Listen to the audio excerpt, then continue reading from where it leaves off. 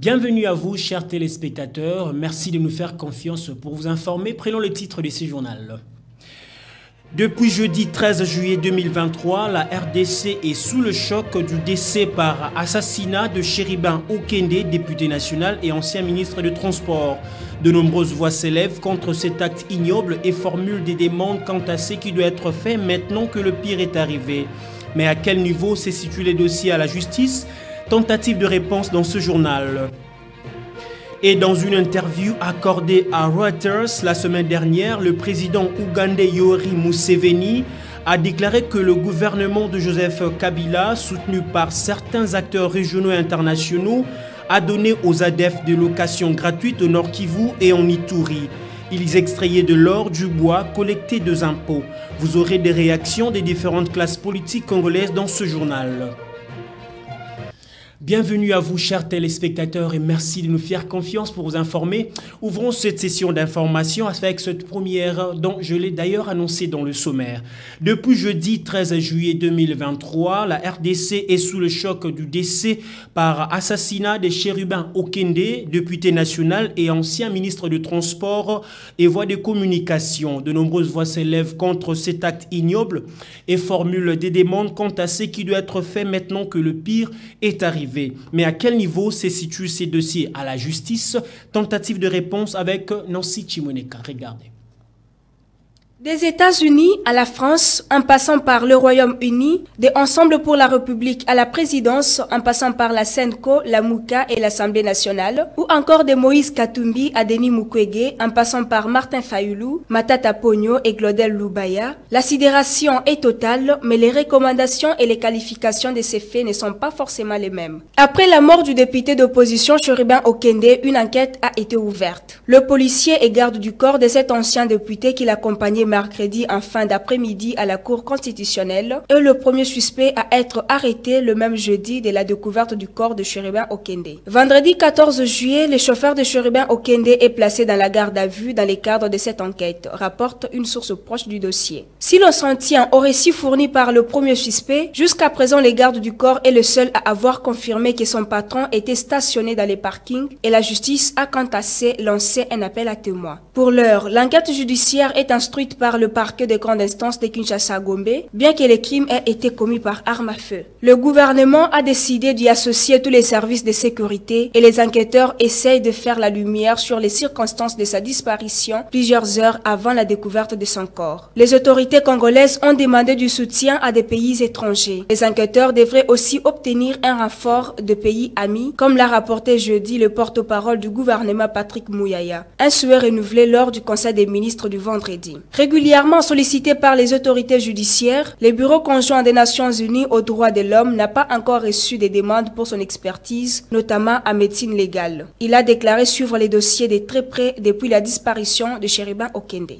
Une source proche du dossier évoque désormais la participation d'enquêteurs belges et sud-africains. L'information a été confirmée par une source diplomatique belge qui ajoute que le Premier ministre Alexander De Croo s'est déclaré disposé à appuyer la République démocratique du Congo dans l'enquête, en attendant d'avoir plus d'informations sur les modalités de cette assistance. La nouvelle société civile congolaise demande à être associée à cette commission d'enquête pour ne pas commettre les mêmes erreurs que dans le passé. Jonas Tchombela, coordonnateur de la nouvelle société civile, rappelle les cas de Floribert Chebeya, militant des droits de l'homme et fondateur de la Voix des Sans-Voix, assassiné en juin 2010 dans des conditions similaires. De son côté, l'association congolaise pour l'accès à la justice ACAJ a annoncé lancer une enquête citoyenne sur les lacunes constatées dans la réaction des services de sécurité entre l'annonce de la disparition de Chéribin Okende jusqu'à la découverte de son corps, comme l'a expliqué Maître Georges Kapiamba, président de la CAJ. Ensemble pour la République, les partis de Moïse Katumbi, dont Chéribin Okende était le porte-parole, souhaitent voir des enquêteurs américains, britanniques, ainsi que l'ONU associés à l'enquête. C'est ce qu'a souligné le député Dieudonné Boulenge-Tengue, secrétaire général du parti Ensemble pour la République, joint par RFI. À ce stade, 2 personnes sont en garde à vue dans ces dossiers, à savoir les chauffeurs et les gardes du corps.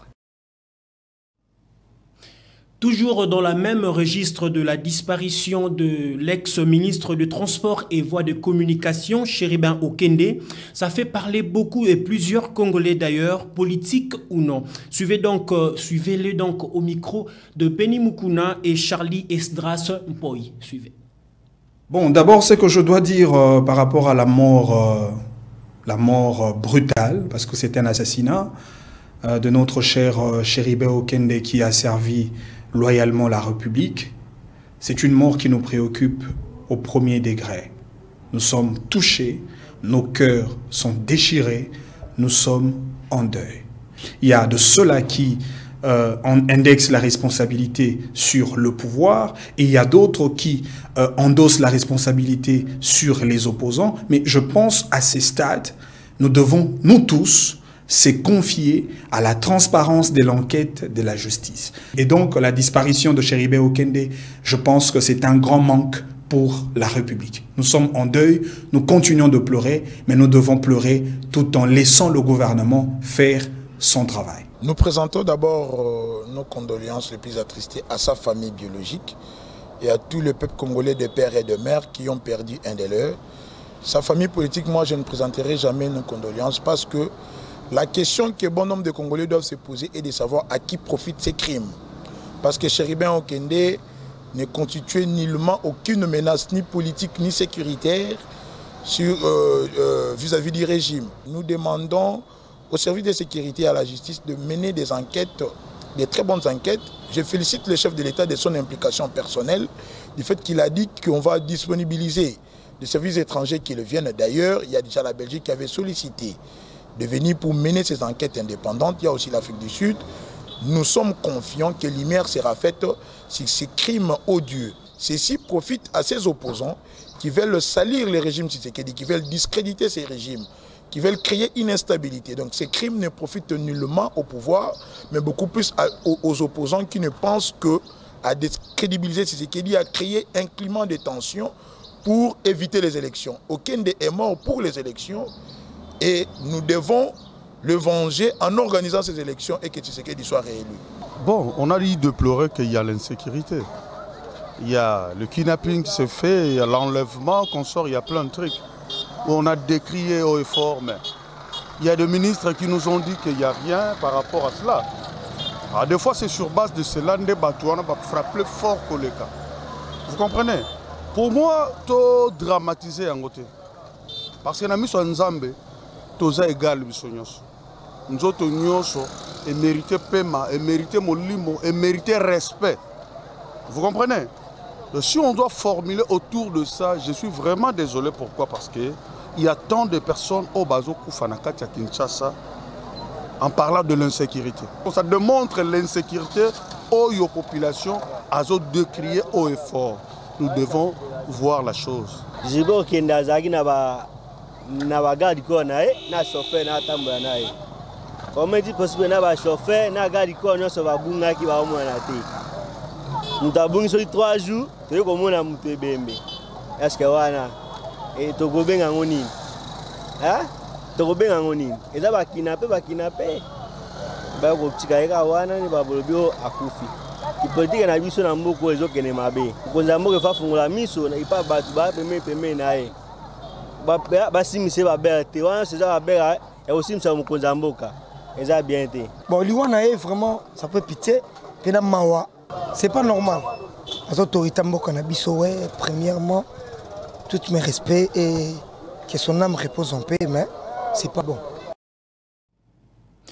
Dans une interview accordée à Reuters la semaine dernière, le président ougandais Yoweri Museveni a déclaré que le gouvernement de Joseph Kabila, soutenu par certains acteurs régionaux et internationaux, a donné aux ADF des locations gratuites au Nord Kivu et en Ituri. Ils extrayaient de l'or, du bois, collectaient aussi des impôts. Mais que pensent les différentes classes politiques congolaises de cette déclaration? Suivez donc quelques acteurs politiques congolais joints au téléphone par Nancy Chimuneka. Il Il est vrai que les propos de M. le Président Museveni ne rêvaient pas obligatoirement un caractère évangélique, comme pour dire qu'on ne peut pas analyser sans toutefois se poser des questions. Mais il est tout de même effrayant d'entendre un président qui a fait plus de 20 ans à la tête de l'Ouganda tenir ce genre de déclarations.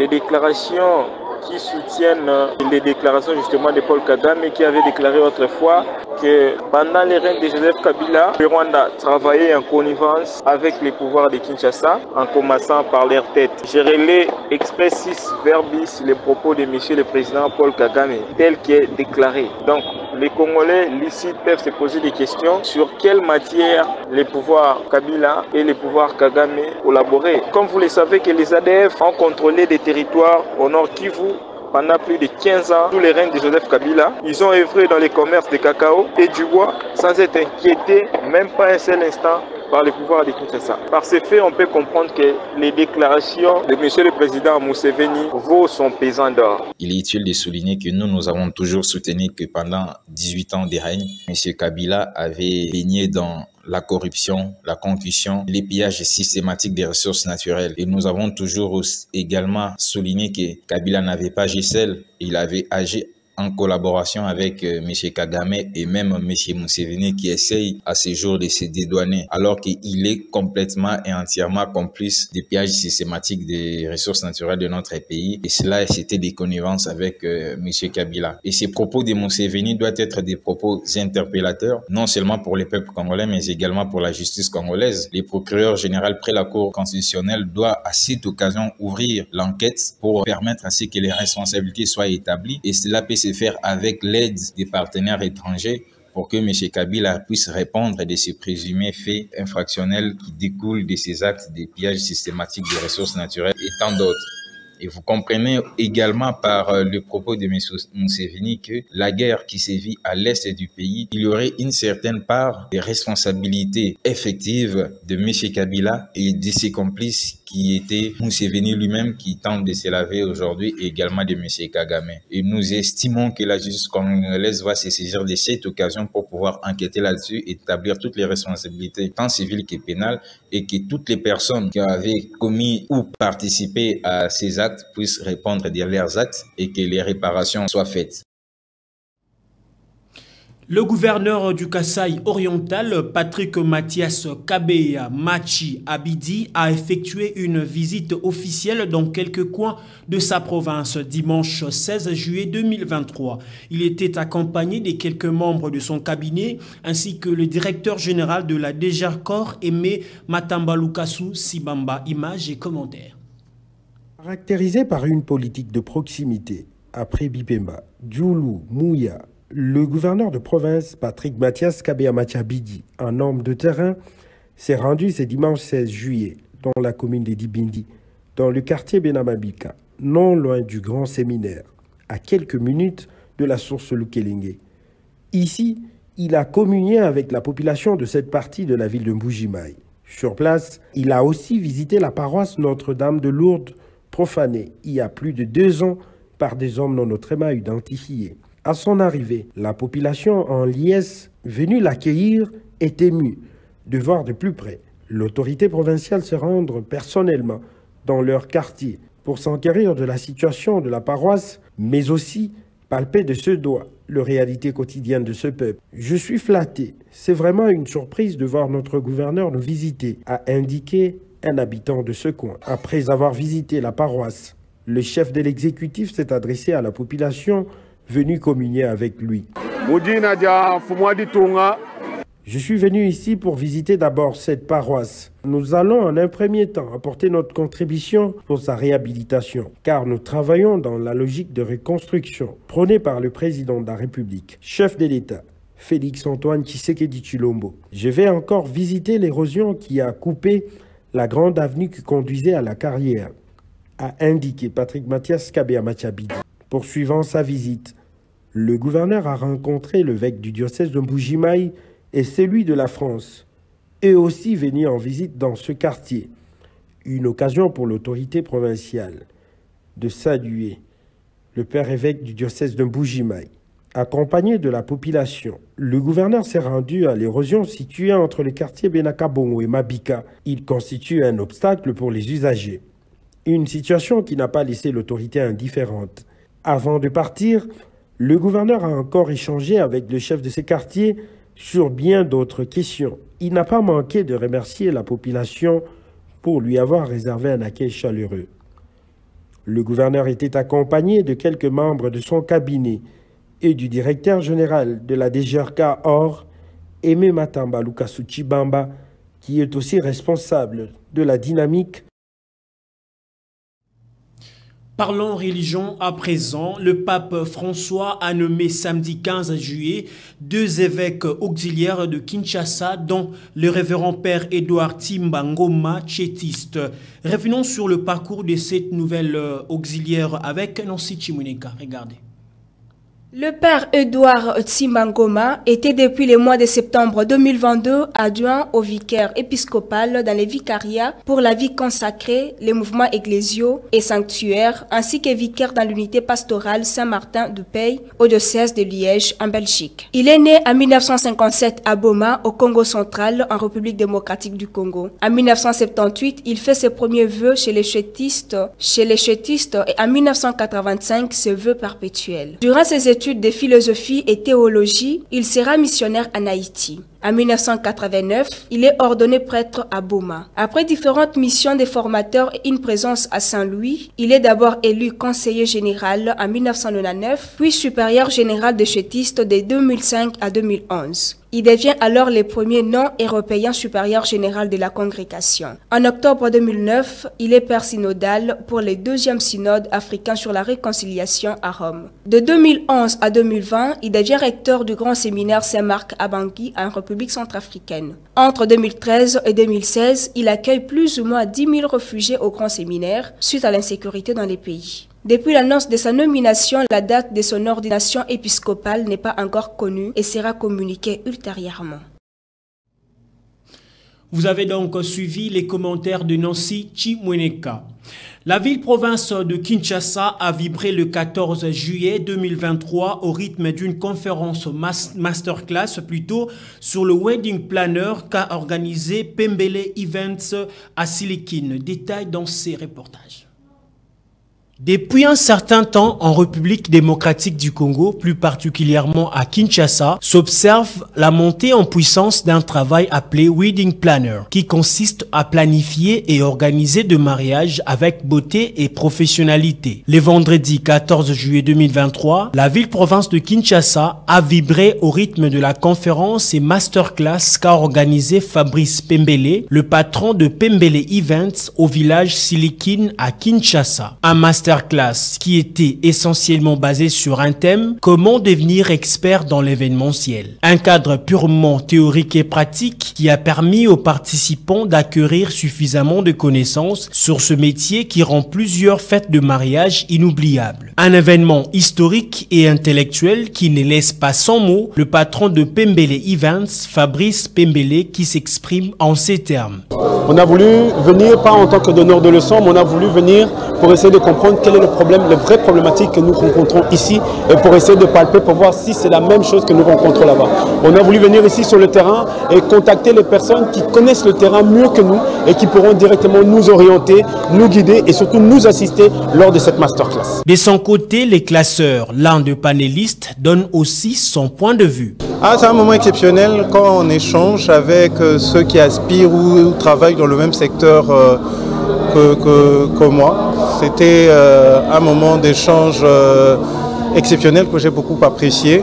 Je profite d'ailleurs de l'occasion pour remercier l'équipe organisatrice Pembele qui a pensé à moi en tant que panéliste. Donc je pense qu'il faut des moments comme ça pour permettre au secteur événementiel congolais de développer.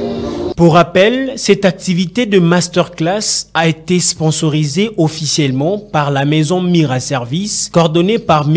Elias Didier Lokesso. Puis s'en était suivi l'étape des remises de brevets aux participants dans une ambiance bon enfant et amicale.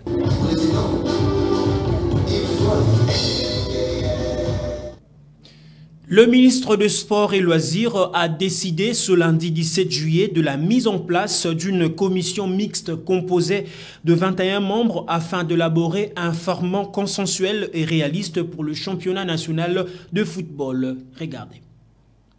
La décision est tombée à l'issue d'une réunion entre le patron des sports congolais et les représentants du comité de normalisation de la Fédération congolaise de football association, de la Ligue nationale de football, de l'entente provinciale de Kinshasa du secrétariat général au sport, ainsi que de clubs. Zeno Kabamba, directeur de cabinet adjoint du ministre des Sports et Loisirs François-Claude Kaboulou-Mona Kaboulo, s'est chargé de la lecture de la dite décision. J'ai décidé de la mise en place d'une commission mixte qui comprendrait les délégués du cabinet du ministre, les délégués du secrétariat général, le délégué de la FECOFA, les délégués de la LINAFOOT, les délégués de club, le délégué de ligue à travers la ligue de Kinshasa et les délégués des ententes à travers l'entente de football de Kinshasa. Je vous demande de communiquer avant la fin de la journée le nom de délégués pour chaque structure pour me permettre de mettre en place la commission mixte qui devra siéger de jeudi et nous rendre le travail dans les 72 heures afin que nous puissions nous apprêter à bien organiser, à bien aborder la saison sportive 2023-2024. Satisfaits des arguments avancés par le ministre des Sports et Loisirs, les sociétaires se sont confiés à la presse. Et nous venons de suivre la communication de son Excellence, Monsieur le ministre Kaboulo, qui vient de nous demander qu'il y ait une commission d'organisation des championnats. C'est pour dire que quelque part il y avait une faiblesse. C'est ce que nous déplorons avant avec les dirigeants. Maintenant on a un comité de normalisation. Ils doivent s'en prendre en charge. Je ne sais pas comment on peut prendre des décisions sans consulter les autres. Qu'on le veuille ou pas, dans cette histoire, ce sont les clubs qui sont le plus intéressés. Vous feriez des miracles, des formats que vous voulez. Si cela ne convient pas au club, il y aura toujours échec. Donc, il faut que les clubs soient concernés par la formule qui va être adoptée. C'est ainsi que le ministre a dit, dans ce cas, il va mettre sur pied une commission qui va pouvoir travailler sur ces et ensemble, nous allons sortir un nouveau format. La commission devra débuter le travail d'ici le jeudi 21 juillet 2023. Séance tenante, les différentes entités ont communiqué les noms de leurs délégués. Réunissant plusieurs pays de la zone francophone dans le monde entier, les Jeux de la francophonie restent une compétition pour promouvoir la paix et la promotion de la langue française. Mais c'est quoi le Jeu de la francophonie? Quel est son impact et objectif? Tentative de réponse dans ce récit. Regardez. Les Jeux de la francophonie sont une compétition multisport et un ensemble de concours culturels en épreuves individuelles ou par équipe organisés par le Comité international des Jeux de la francophonie et le Comité national des Jeux de la francophonie sous l'égide de l'Organisation internationale de la francophonie, avec pour objectif contribuer à la promotion de la paix et le développement à travers les rencontres et les échanges entre jeunes francophones, permettre le rapprochement de pays de la francophonie et constituer un facteur de dynamisation de sa jeunesse en contribuant à la solidarité internationale dans le respect de l'égalité entre le genre, faire connaître l'originalité des cultures francophones dans toute leur diversité et développer les échanges artistiques entre les États et les gouvernements francophones, favoriser l'émergence des jeunes talents artistiques francophones sur la scène artistique internationale, contribuer à la préparation de la relève sportive francophone en vue de sa participation à d'autres grands événements sportifs et contribuer à la promotion de la langue française. Pour la petite histoire, c'est en 1987, lors du 10e sommet de la francophonie qui s'était tenu au Québec, qu'il a été décidé la création des Jeux de la francophonie, dont la toute première édition était organisée un an après, en 1989, dans 2 villes marocaines, Casablanca et Rabat. Pour rappel, les Jeux de la francophonie, organisés organisé tous les 4 ans et ils mettent aux prises le représentant de pays membres de la francophonie. Après le Maroc, la France, le Madagascar, le Canada, le Niger, le Liban, la Côte d'Ivoire, pour cette 9e édition, viendra le tour de la République démocratique du Congo, allant du 28 juillet au 6 août 2023 dans la capitale Kinshasa. C'est par cette note sportive que nous allons boucler complètement ce journal. Mais vous qui nous avez pris en cours de diffusion, voici le principal titre à retenir. Depuis jeudi 13 juillet 2023, la RDC est sous le choc du décès par assassinat de Chérubin Okende, député national et ancien ministre des Transports. De nombreuses voix s'élèvent contre cet acte ignoble et formulent des demandes quant à ce qui doit être fait maintenant que le pire est arrivé. Mais à quel niveau se situent les dossiers à la justice? Vous avez eu la réponse dans ce journal. Et dans une interview accordée à Reuters la semaine dernière, le président ougandais Yoweri Museveni a déclaré que le gouvernement de Joseph Kabila, soutenu par certains acteurs régionaux et internationaux, a donné aux ADF de location gratuite au Nord Kivu et en Ituri. Ils extrayaient de l'or, du bois et collectaient aussi des impôts. Vous avez aussi suivi les réactions des différentes classes politiques congolaises dans ce journal. Voilà, cette session d'information est bel et bien terminée. Merci à vous, chers téléspectateurs, de nous avoir suivis. Merci à l'équipe technique ainsi que rédactionnelle. Quant à moi, je vous dis bonne soirée chez vous. Au revoir.